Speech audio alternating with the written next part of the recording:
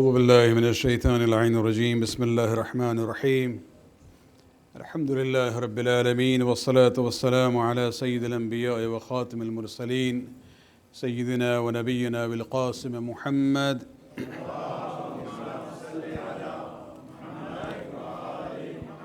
وعلى أهل بيته الطيبين الطاهرين المعصومين واللعنة الدائمة الباقية على أعدائهم من الآن إلى قيام يوم الدين.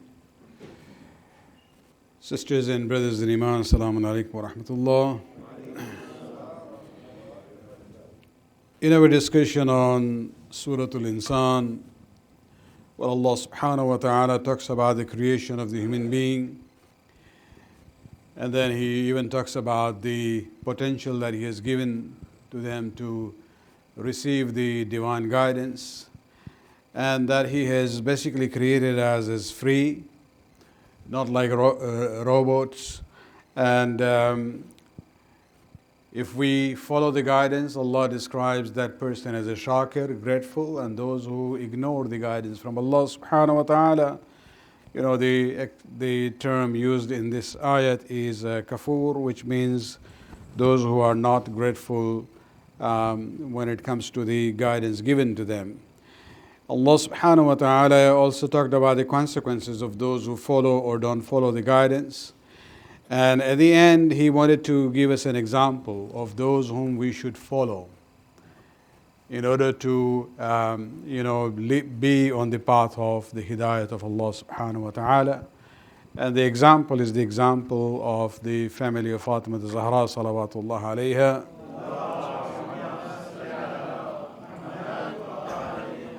We talked about the nazr that Ali and Fatima had made, and Fizza and Hassan and Hussein also there became part of that story, where they fasted for 3 days and what happened after that. Now we come to the point where, Allah subhanahu wa ta'ala in ayat number 9, He basically is now talking about the reason why He basically considers this example to be worthy for humanity to follow. And that is where we see that, after describing the issue of yufuna bin nadhr وَيَخَافُونَ يَوْمًا كَانَ شَرُّهُ مُسْتَطِيرًا وَيُطْعِمُونَ الطَّعَامِ. This is what we saw yesterday, that they verily, feed only for the sake of Allah subhanahu wa ta'ala. And miskinan wa yatiman wa asira, and they basically gave food to the poor, the orphan, and the captive. And the ayat for tonight is ayat number 9, where Allah subhanahu wa ta'ala, says, إِنَّمَا نُطْعِمُكُمْ.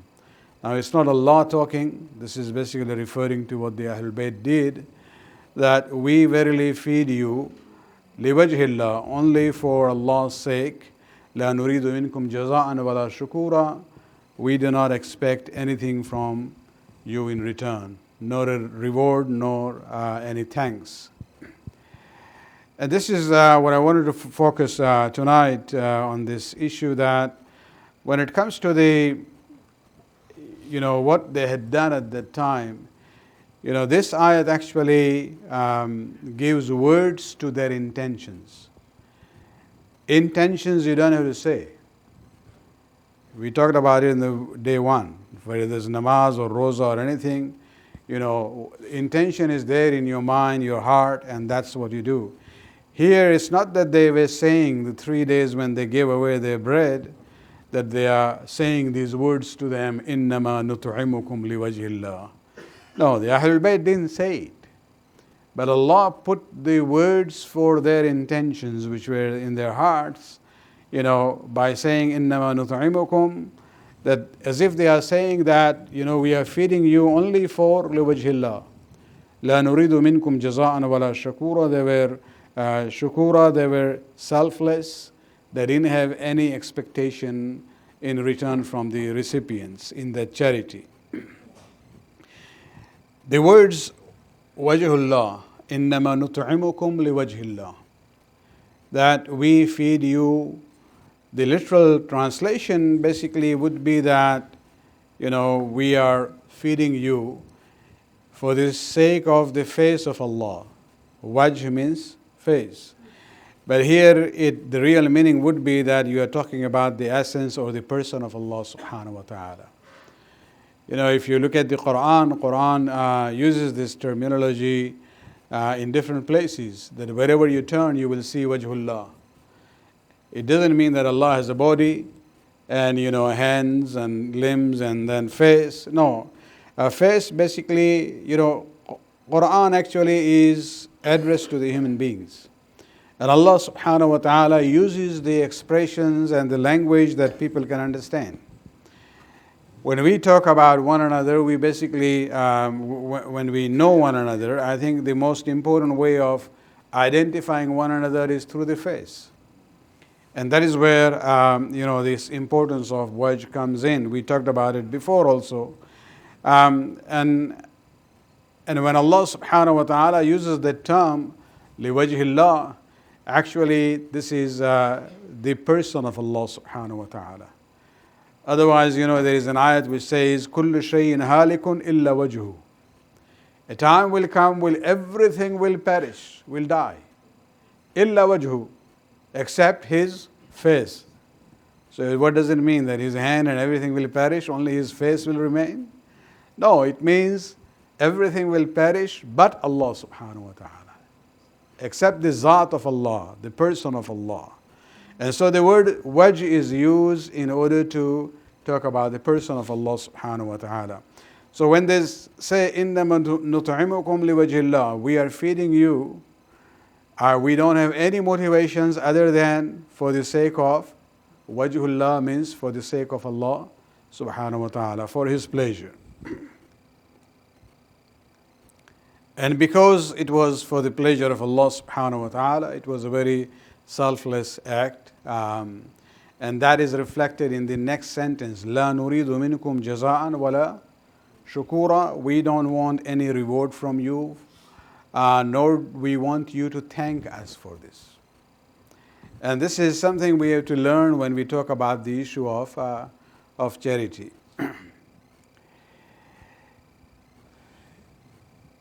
And this brings me to this issue that in Islam, deeds are actually based on intentions. I might be repeating myself, but we have to realize that sometimes repeating is good for ourselves, just to understand it better. In Islam, it's a given. إِنَّمَا الْأَعْمَالُ بِالنِّيَّاتِ. There is a famous hadith that the value of the amal and the actions depends on the intention. The problem with us is that we are human beings. We don't have the ability to know the mind and the heart of the people. So we don't have a choice but to judge individuals based on their actions and deeds. But when it comes to Allah subhanahu wa ta'ala, He doesn't have that limitation. And so Islam, as far as Allah is concerned and the judgment in the akhirah is concerned, reward and punishment in the akhirah is concerned, it's not really based on the deeds, it's actually based on the intentions of the deeds. And this is something we have to keep in mind.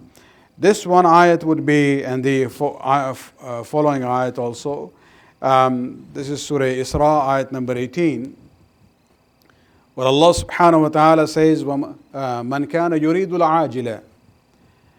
Whoever desires this transitory life, if people are doing things only for this dunya, they don't have akhirah or Allah in their mind, they are not doing it for Allah subhanahu wa ta'ala, it is not liwajhillah, they are doing it for al-ajila, this transitory life.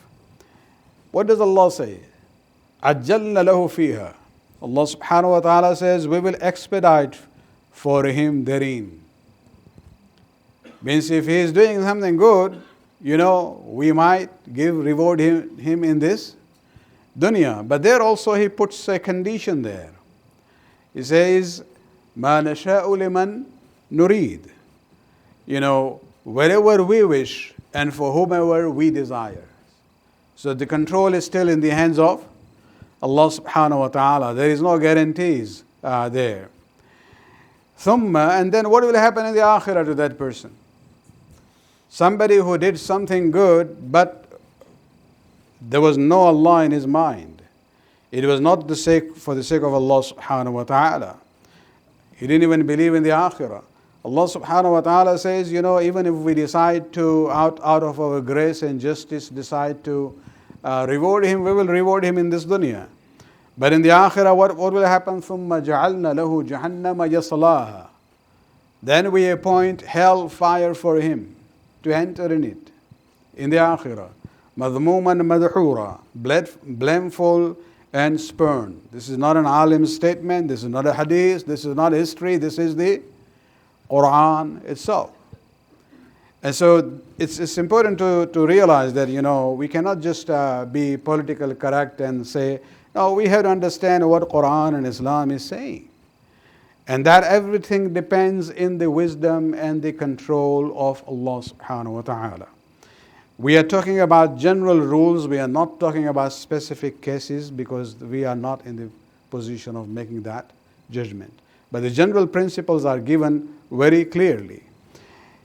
And then even if you see, he talks about Jahannam as the fire, and then blameful and spurned is basically a psychological, punishment that he's talking about. And then the next ayat, وَمَنْ أَرَادَ الْآخِرَةَ. But if somebody, desires the hereafter, means he believes in Allah, he knows there is a day of judgment and there is consequences after that, and he does good deeds with that intention of pleasing Allah subhanahu wa ta'ala, وَسَعَى لَهَا وَهُوَ مُؤْمِنٌ. And he strives for it with an endeavor worthy of it, وَهُوَ مُؤْمِنٌ, provided he is a believer. Then what will happen? فَأُولَٰئِكَ كَانَ سَعْيُهُمْ مَشْكُورًا. These are the ones whose endeavor will be well appreciated by Allah subhanahu wa ta'ala. So the things are very clear. And here also if you see, number one, مَنْ أَرَادَ الْآخِرَةَ, it depends on hard work. وَسَعَى لَهَا سَعْيَهَا. And a person really, works hard for it. In the way it is required, وَهُوَ مُؤْمِنٌ, provided, and that condition is there in many, many places. That, he has iman and he is a believer. In that case, Allah subhanahu wa ta'ala, unlike the ayat before that, He says, أُولَٰئِكَ كَانَ سَعْيُهُمْ مَشْكُورًا. Their hard work will be well appreciated and they will be rewarded. And so, these are basically the guiding ayat about this issue in the Quran from Surah Bani Israel. Let me give you one more example from the hadith of Imam Ja'far al-Sadiq alayhi salatu wassalam.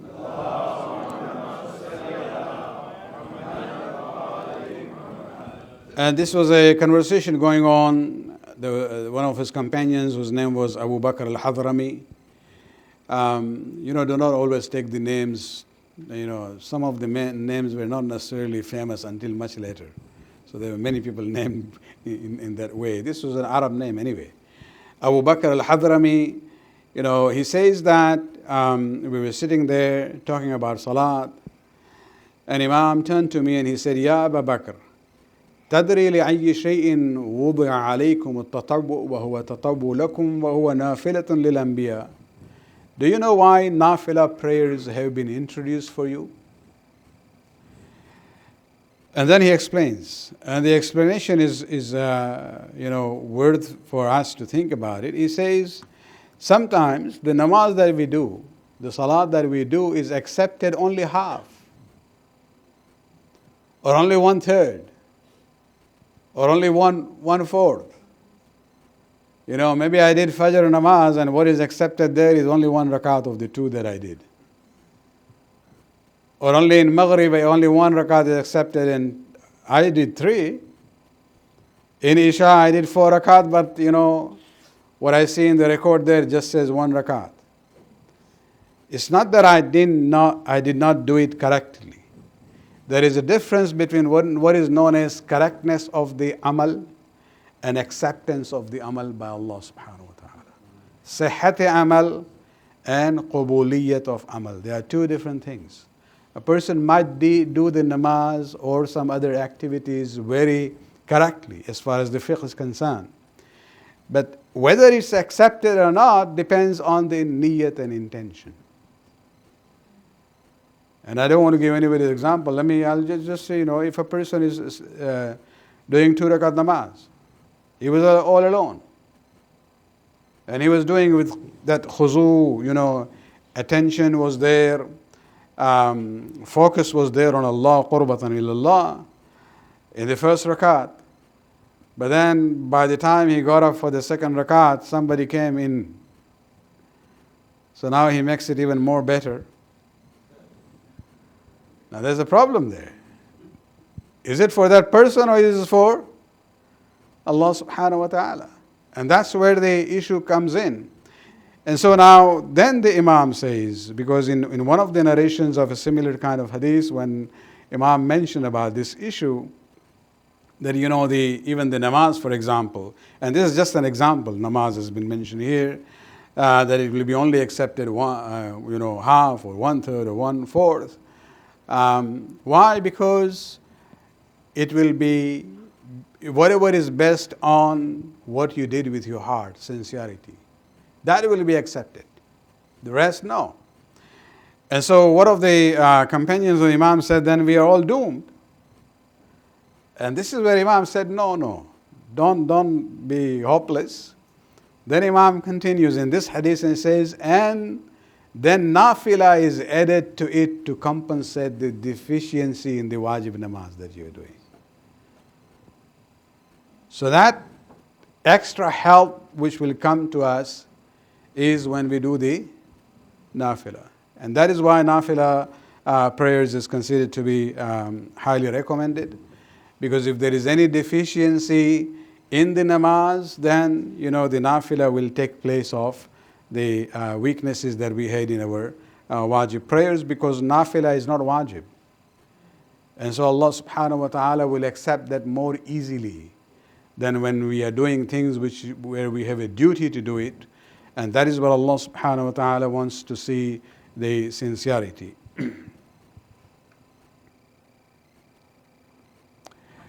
Shaheed Murtaza Mutahiri, one of the great scholars of the Shia world in this century, he has sometimes very interesting ways of explaining things. When he talks about this issue of ikhlas, sincerity in actions that we do, because if you look at this example of the story of the Ahlul Bayt that we discussed in the last few nights, about giving away the bread at the time of iftar 3 days in a row, the most important thing is إِنَّمَا نُطْعِمُكُمْ لِوَجْهِ. We are feeding you for the sake of Allah subhanahu wa ta'ala. Mutahiri actually he says, to work for oneself is egoism. So if somebody is doing good things, good deed, charity for example, just because that he feels good or he feels satisfied with himself, well, that's his niyat, and Allah will give him that satisfaction. But he cannot demand from Allah anything in return, because he was doing it just for himself. So if somebody does good deeds for themselves only, Shaheed Mutahiri says this is egoism. He says if you do the work for the people only, Allah is not in the picture at all, to please them. This is where to get their appreciation, to be famous among them, to become popular among them, and they should appreciate you. Well, this is idolatry. Because you are now doing things not for Allah but for multiple entities. To work for God as well as the people, he says this is shirk. It's a challenge. If you would do it for Allah as well as for the people, he says this is shirk. You are looking at the pleasure of the people, combining that with the pleasure of Allah subhanahu wa ta'ala as a motive. And that this is what is known as shirk. To do the people's work, to help the people in charity for the sake of Allah subhanahu wa ta'ala, this is Tawheed. And so, he very beautifully, in the book known as, in English translation, it says, Fundamentals of Islamic Thought. He talks about this issue of ikhlas and sincerity. So let us, think about it, that when we do things, even when we do things with right intentions, there are even gradings and levels. If a person gives, let's say in charity, or helps someone anonymously, and another one does the same thing but openly, where others can see, for example, or know about it, and both did with the intention of sincerity, the level are different. One, the person who did it anonymously, his sadaqat is on a higher level. But then there is a hadith of the sixth Imam where he says, suppose you help somebody without anyone knowing about it. It was not in open. It was secretly. But after a few months, somewhere you were sitting and somebody talked about this fellow and you said, yeah, I helped him. Your charity was still sincere, but the category will now, it will be declassified, downgraded. Because you mention it later on. And when you mention it later on, it becomes something like you've done publicly. And so this issue of niyat is something important that we have to keep when we talk about doing good deeds. In the case of the story of the family of Fatima Zahra salawatullah alayha,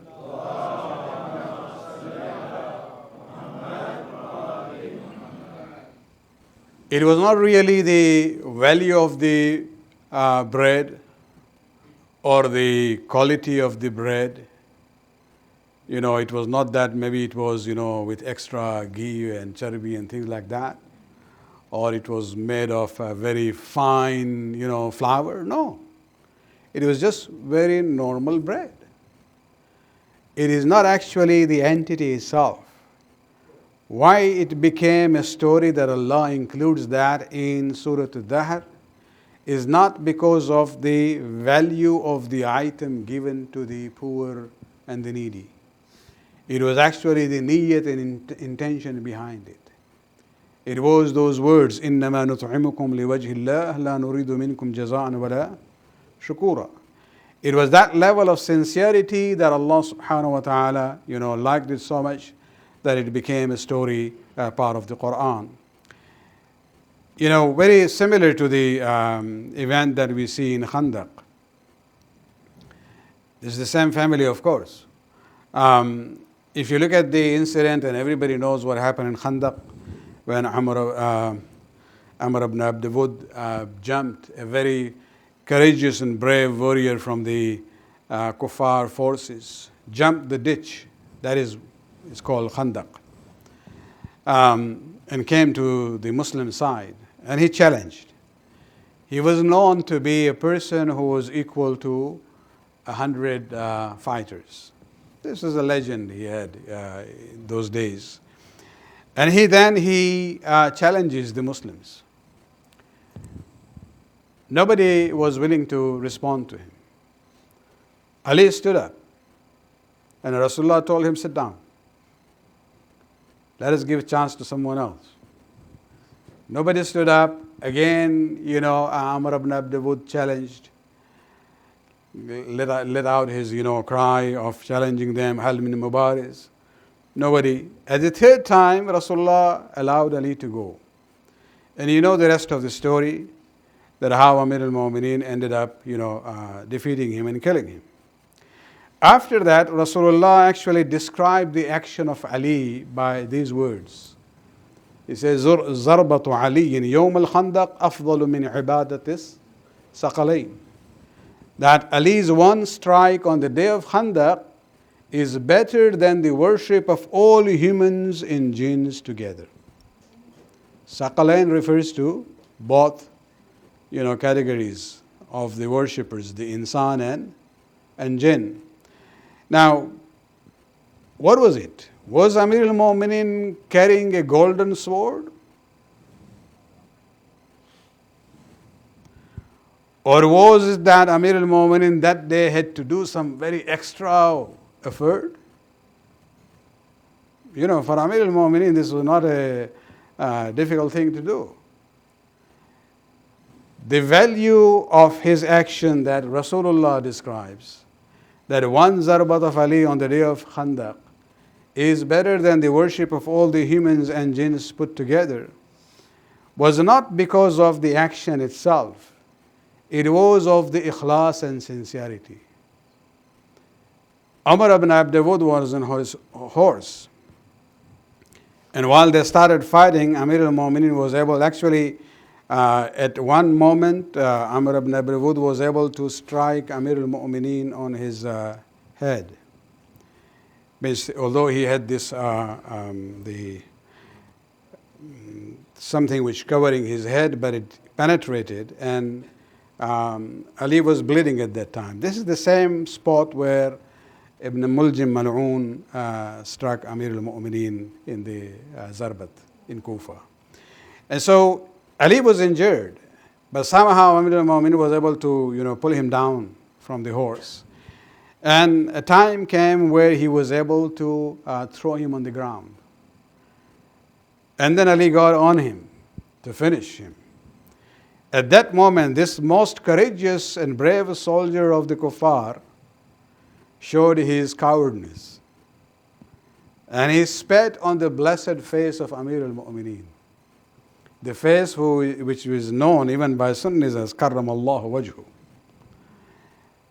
Amir al-Mu'mineen for a moment gets up. Why did he do that? I'm sure people behind, they're saying, what is Ali doing? This chance doesn't come so many times. They were worried about themselves. But Ali took few steps and then came back and finished his job. When he was asked, this is where you come to realize that for a moment, he was a human being after all. And when somebody spat, on your face, you will be angry. The anger came in. Ali bin Abi Talib didn't want to kill Amr ibn Abdawud with the motivation of the anger there. He took few steps just to calm himself down and then go and do what he did only Wajhullah, for the sake of Allah subhanahu wa ta'ala.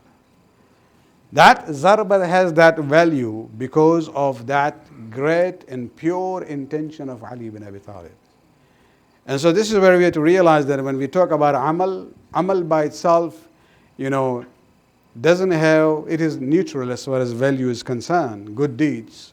As far as akhirah is concerned and what will happen in the akhirah, everything depends on the sincerity of the person who is doing that good deed. Salawat.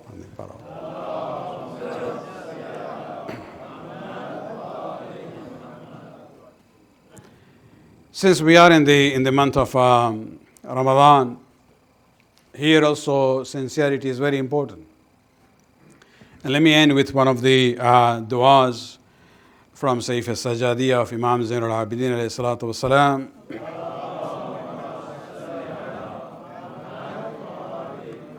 And this is a dua about the fasting of the month of Ramadan, where he basically, is teaching us to pray to Allah subhanahu wa ta'ala to elevate our fasting, not only on the basic level of hunger and thirst, rather so that, even our eyes and tongue and hand and ear and feet and the belly, everything is fasting. In a sense, everything is being used in the right halal way. And we are not doing anything which is haram. Although those are not, relevant to the 8 or 9 things which are in the list of muftirat, which are forbidden during the time of fasting. And after talking about all that, at the end, Imam says, pray to Allah subhanahu wa ta'ala by saying, ثُمَّ خَلِّصْ ذَلِكَ كُلُّهُ. Allah, then purify all these good dimensions of my fasting. مِنْ رِعَاءِ الْمُرَائِينَ. From the show of those who show off. Do not make my good deed, my higher level of fasting, be an object of me showing to the people that this is what I'm doing. وَسُمْعَةِ الْمُسْمَعِينَ, and keep me away, my motivation and intention away from the fame that those who are seeking the fame because of the good deed that they do. لا نشرك فيه أحدا دونك, so that we do not associate anyone in those activities with you.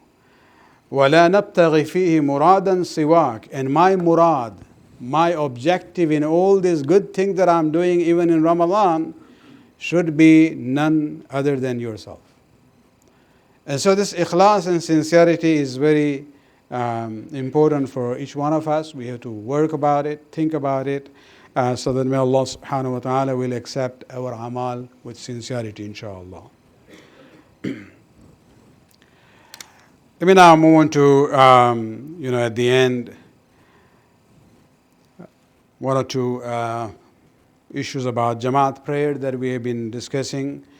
One is a question that I got yesterday from the ladies, and this is about, since we talked about this issue that in Fajr and Maghrib and Isha, where the Imam recites the surahs loudly, the Ma'mumeen are not allowed to recite the surah, they have to be silent.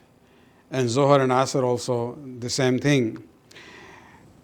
The question came up that, well, I didn't know about this ruling, and for a long time in Jamaat prayer, I have been following the Imam in reciting the surah. So what happens to my namaz? Do I have to redo all of them? Or is there a kafara or remedy for that?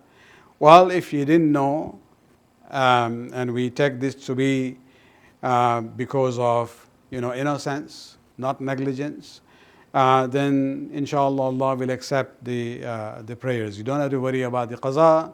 There is no kafara about it. From the time you come to know about it, then you should do the prayers in the right way. The other question was, regarding yesterday's discussion about yatim. Although technically we said that, in fiqh, yatim is a term used for those who are non-baligh. Once a person reaches to that level of maturity, they are no more classified as yatim.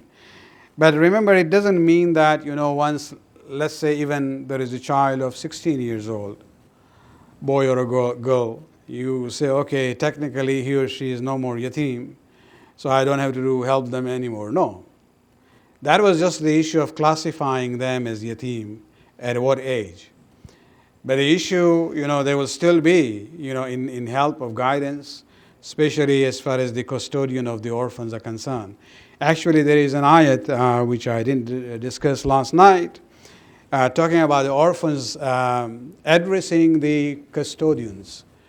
That if you have the control on their wealth, that their father, for example, or mother left, and you are managing their wealth also, there Allah subhanahu wa ta'ala says, once they reach to the age of maturity, not physically, mental maturity where they can now handle their finances themselves, then the ayat of Quran says, test them.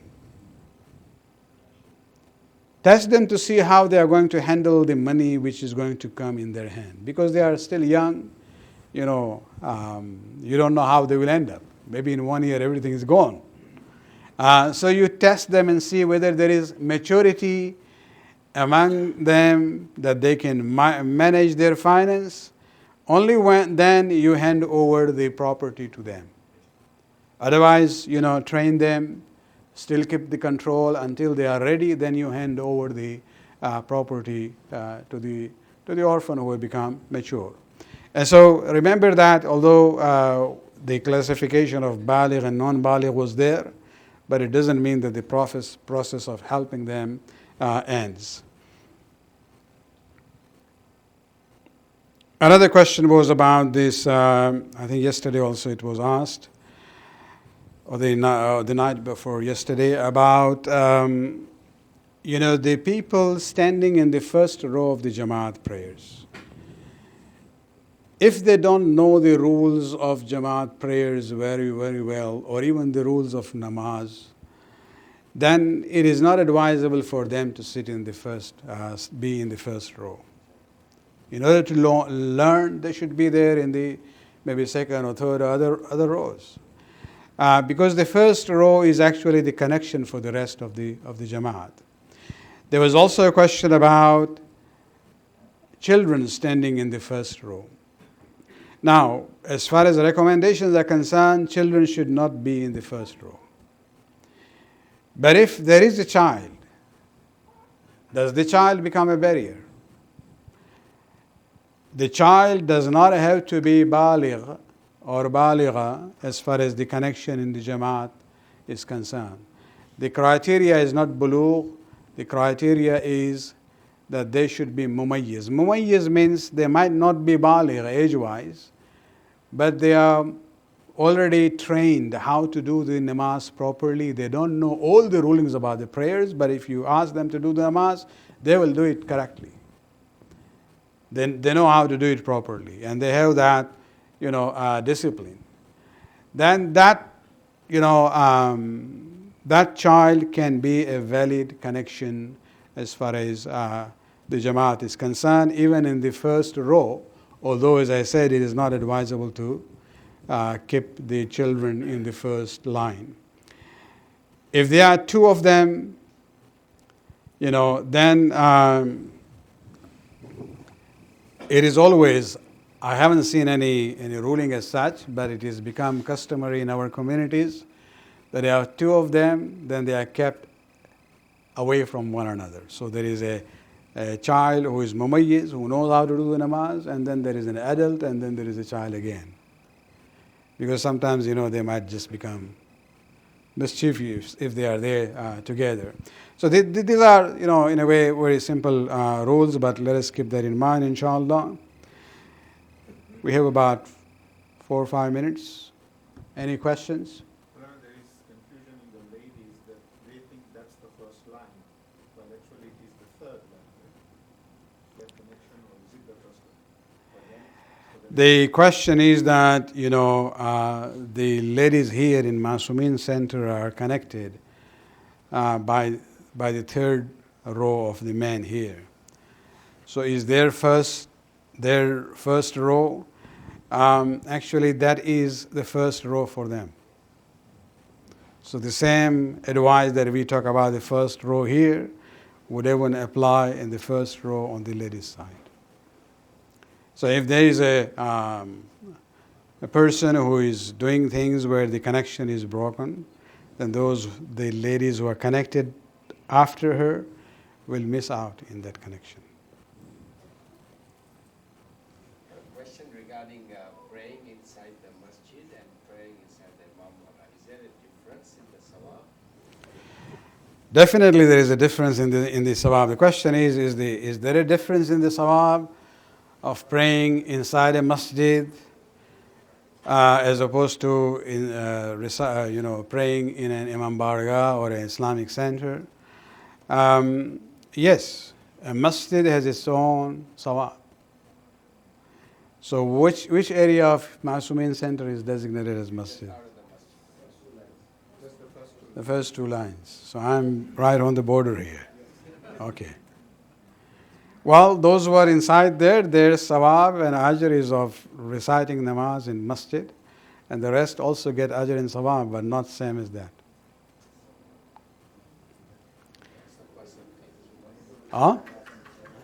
Whoever comes first. There is no reserve spot. Yes.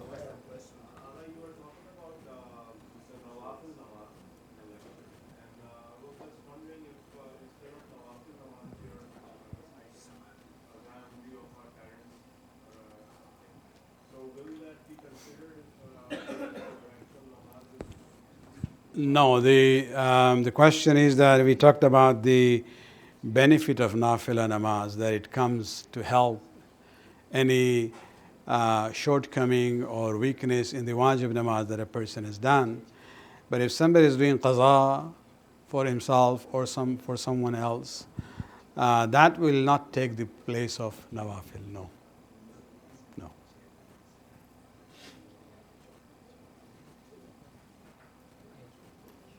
Any other question? Yes. What is suggested by for musafaha after prayer? Is it before we do tasbih and dua, or we can do immediately after dua? Musafaha, when we shake hands with the. Oh, musafiha. The question is that, it is customary in many communities that after namaz or after dua, they turn around and shake hands with those who are around. This is probably not part of the recommendations as far as namaz jamaat is concerned. It's just become a tradition. Yes, by itself, shaking hands of mu'mineen with one another is a good thing. But whether there is a special recommendation that after namaz jamaat you do this, I don't think so. At least I have not yet seen that. And so there is no recommendation as such, and doing that is fine. We are not saying don't do it. It's a good thing wherever you do it. Even when we stand after the ziyarat and we do the musafir, it's not really part of the recommendations after namaz jamaat. It's just a tradition, and it is, if you say this is a bid'ah, this is bid'ah hasana. There's no problem in it, so there's no rulings about it, whether you do it after namaz, or after tasbih, or after dua. Yeah. You were talking about the application of the first row for the ladies. Here it is, on the other side. Yeah. The first row is there. Yeah. But if the situation is if they are behind, but there's a barrier and their first stuff is behind the wall. So do they have to take the same precautions there? The question is that if the ladies are behind, because we talked here side by side, so it is the third row of the men's side which becomes first row for the ladies' side there. So the question is if they were behind, no, there will be no first row for them then. It's all continuous, yeah. Salawat.